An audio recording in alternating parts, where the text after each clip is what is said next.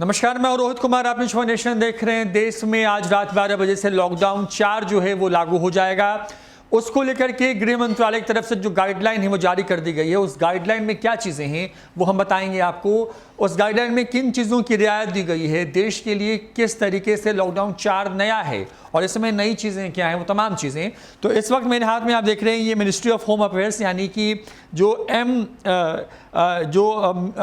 गृह मंत्रालय है उसका ये पूरा आदेश है, जो गाइडलाइन है उसमें पहले पन्ने पर ये आदेश किस सेक्शंस के तहत प्रभावी माना जाएगा देश के अंदर में, उन तमाम चीज़ों का जिक्र है। तो ये पन्ना बहुत खास नहीं है, काम वाला पन्ना यहाँ से शुरू होता है। और यहाँ पे देखिए, the guideline on the measures to be taken by the ministries, department of government of India, state UTs government and states and UT authorities for the containments of कोविड-19 in the country up to 31 of May 2020, यानी कि देश में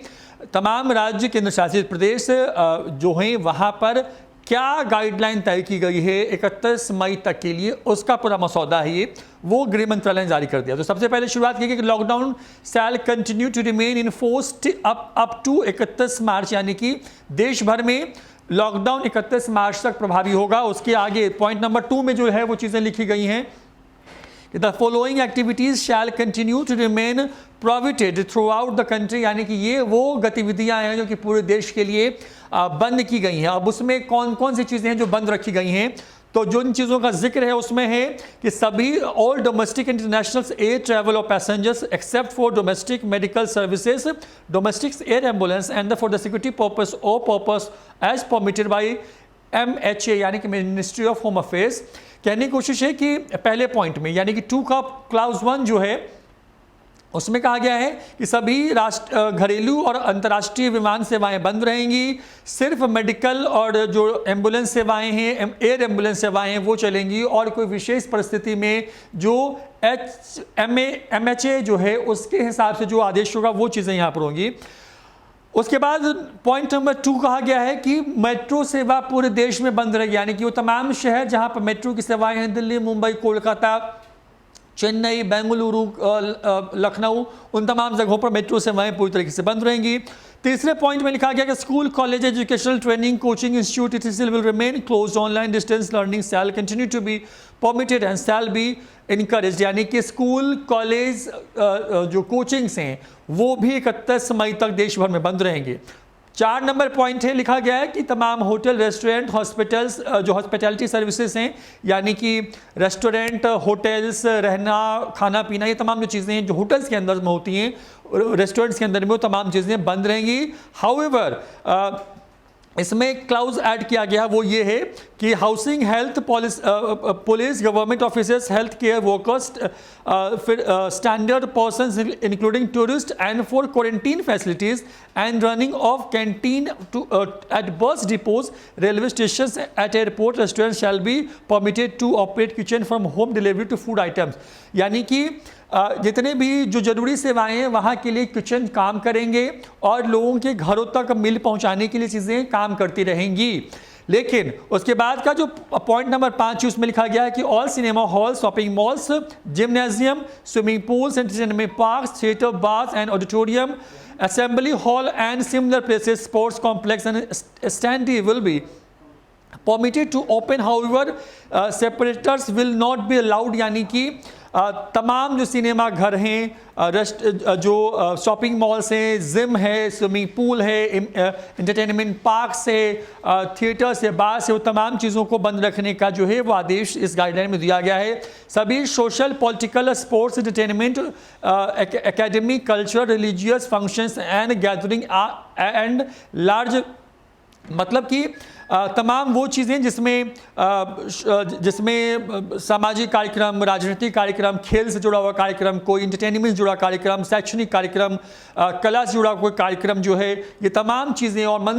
मंदिरों का भी कोई का जो कार्यक्रम है या रिलीजियस कोई भी कार्यक्रम, मसलन सामूहिक नमाज पढ़ना, इस तरह की चीज़ें, वो भी चीज़ें इसमें बंद रखने के निर्देश जो दिए गए हैं। उसके बाद पॉइंट नंबर 7 है, उसमें लिखा गया है कि सभी जितने भी धार्मिक जगहें हैं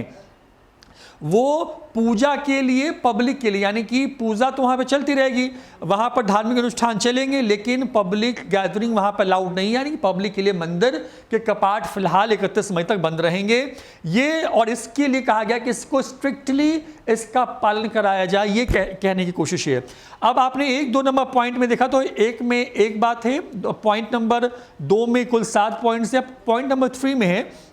The following activities shall be permitted with the restrictions except in the containment zone, यानी कि अब ये पॉइंट जो है उसमें लिखा गया है कि ये सारी गतिविधियां उन जगहों के लिए चालू की जा सकती हैं जो कि कंटेनमेंट जोन नहीं है। उसमें क्या चीज़ें हैं, तो उसमें है कि inter state government of passenger vehicles and buses with mutual consent of the state and UTs, यानी कि राज्यों के बीच में बसों का परिचालन किया जा सकता है राज्यों की सहमति के बाद। उसके बाद आगे लिखा गया है intra state movement of passengers vehicles and buses as decided by the state and UT, राज्य के अंदर परिवहन को लेकर के राज्य सरकार तय करेंगी कि उनको बसें चलवानी है या बंद ही रहेंगी वो सेवाएं। उसके आगे जो तीसरा पॉइंट उसमें लिखा गया कि स्टैंडर्ड ऑपरेटिंग प्रोसीजर, यानी कि SOPs for the movement of persons as maintained in the annexure 1 shall be continue to operate, यानी कि गाड़ी में ड्राइवर के साथ सिर्फ 2 लोगों को जाने की इजाज़त, जो कि जो कानून है बाइक पर 1, तो ये कानून जो है, ये जो चीज़ें हैं वो रहेंगी एज इट इज़, यानी कि उसके लिए SOP का ख्याल रखना होगा। अब 4 नंबर पॉइंट है, वहाँ पे लिखा गया national directives for covid management जो है वो है, उसमें लिखा गया कि national directives for covid management and specific in annexure 2 shall be follow through out the country, यानी कि कोविड-19 के प्रसार प्रचार को रोकने के लिए जो गाइडलाइन, जो मापदंड तय किए गए हैं वो एज इट इज़ कंटिन्यू पूरे देश में करेंगे। 5वें पॉइंट में लिखा गया है कि containment buffer red, green and orange zone, यानी कि जोन्स कितने तरह के, रेड, ग्रीन और ऑरेंज जोन हम सब जानते हैं। बिहार की बात करें तो बिहार में सिर्फ और सिर्फ रेड और ऑरेंज जोन है, लेकिन कंटेनमेंट यानी वो इलाके जहां पर मामले मिल रहे हैं, बफर जहां पर उस पूरे रीजन में सबसे ज़्यादा मामले मिल रहे हैं, रेड, ग्रीन और ऑरेंज जोन यानी कि शहरों के साथ जो चीज़ें हैं वो चीज़ें जो हैं उसके लिए गाइडलाइन है। उसमें कहा गया कि द रेड, ग्रीन और orange zone will be decided by the respective state and UT government, यानी कि इसको तय करने का अधिकार राज्य सरकारों को होगा। After taking into consideration the permanent standards by ministry of health and family welfare, यानी कि स्वास्थ्य मंत्रालय के साथ समन्वय स्थापित करने के बाद ही इसको जो है करने के आदेश जो हैं उसमें होंगे। अब ये आपने देख लिया, ये 5वां पॉइंट है। उसके बाद कुछ और पॉइंट्स हैं, उसको मैं जल्दी जल्दी बता दूं कि किसमें क्या प्रमुख बातें हैं। तो ये जोन वाइज जो चीज़ें हैं वो तो है ही। अब नाइट कर्फ्यू क्या है, तो रात के 7 से सुबह के 7 तक पूरे देश में कर्फ्यू होगा, ये नई बात है। यानी कि देखिए लॉकडाउन में तमाम तरह की चीज़ें थी, ये तमाम चीज़ें बंद थी, लेकिन इसमें एक जो पॉइंट ऐड किया गया है कि अंडर सेक्शन 144 ऑफ CRPC जो है उसके तहत पूरी तरीके से शाम के 7 से सुबह के 7 तक